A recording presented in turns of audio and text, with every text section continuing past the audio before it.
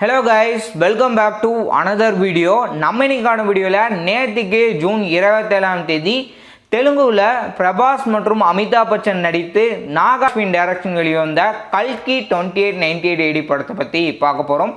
வாங்க வீடியோக்குள்ள போலாம். குறிப்பிட்ட இடத்துல பிரெக்னென்ட்டான லேடிஸ் கிட்ட இருக்கக்கூடிய ஒரு சக்தியை எடுத்து சுப்ரீம் அப்படின்றவங்க கிட்ட கொடுக்குறாங்க. அப்படியே ஒரு பொண்ணுகிட்ட இருந்து சக்தி எடுத்து அந்த பொண்ணு இறந்து போனதுக்கப்புறம் சுப்ரீம்ன்றவங்க கிட்ட சக்தியை கொடுக்குறாங்க. இதே மாதிரி வேற ஒரு பொண்ணுகிட்ட இருந்து எடுத்து கொடுக்குறாங்களா? இந்த சம்பவத்து மூலயமா சண்டையினாலே தோல்வியே அடையாத பைரவா அப்படின்ற ஒரு வயசான ஒருத்தவர்னு ரெண்டு பேரும் சேர்ந்து என்ன பண்றாங்க அப்படின்றதான் இந்த படத்துடைய மொத்த கதை. அங்க எத்தனை பேருக்கு நீ ஹீரோ தெரியுமா? மகாநதினு தெலுங்குலையும் நடிகர் திலகம்னு தமிழ்ல சாவித்திரியோடைய வாழ்க்கை வரலாறு எடுத்த நாகாஸ்வினா இப்படிப்பட்ட ஒரு படத்தை எடுத்திருக்காருன்னு ஆச்சரியப்படுற அளவுக்கு கொடுத்துருந்தாங்க. மகாபாரதத்தை அங்கங்கே சொல்கிறாங்க. அதுக்கான ஒரு டீட்டெயிலாக பார்ட் 2ல கொடுப்பாங்கன்னு நினைக்கிறேன்.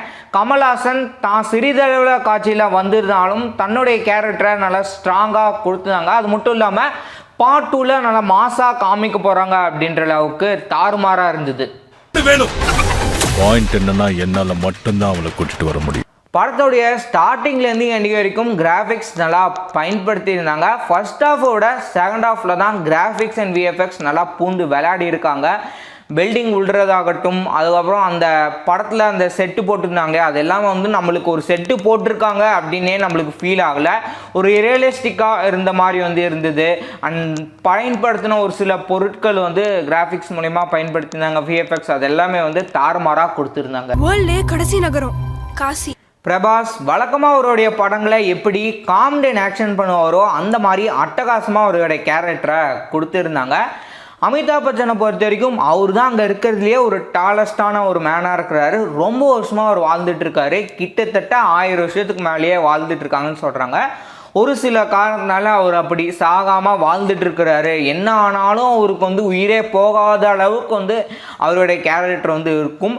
பிரபாஸ்க்கும் அமிதாப் பச்சனுக்கும் ஈக்குவலான ஒரு மாஸ் சீன்ஸ்லாம் வந்து படத்தில் கொடுத்துருந்தாங்க. வரைக்கும் ஒரு ஃபைட்லையும் தோத்து போல. உங்க யுத்தம் மறுபடியும் ஆரம்பிச்சிருச்சுன்னு நினைக்கிறேன்.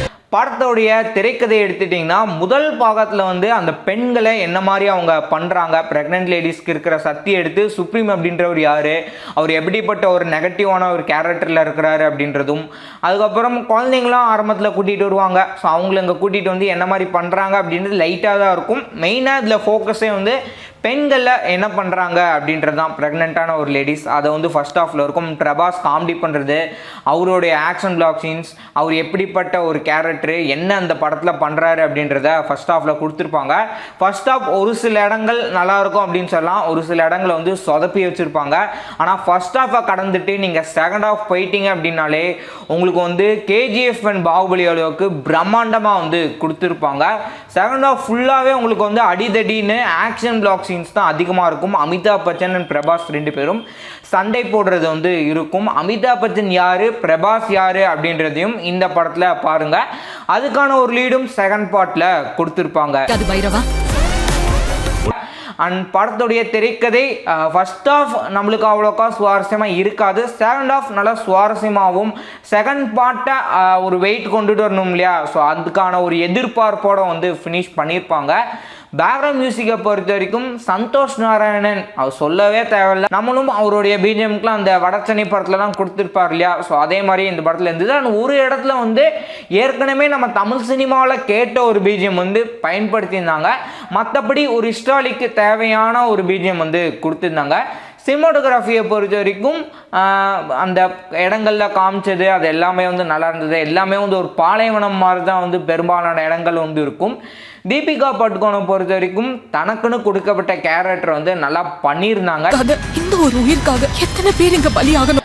அண்ட் இந்த படத்துடைய நெகட்டிவ் அப்படின்னு எடுத்திங்கன்னா ஃபர்ஸ்ட் ஹாஃபோட ஸ்க்ரீன் பிளேவை இன்னும் கொஞ்சம் ஒரு வெயிட்டாக மாசாக கொண்டு போயிருக்கணும் அப்படின்னு சொல்கிறேன்.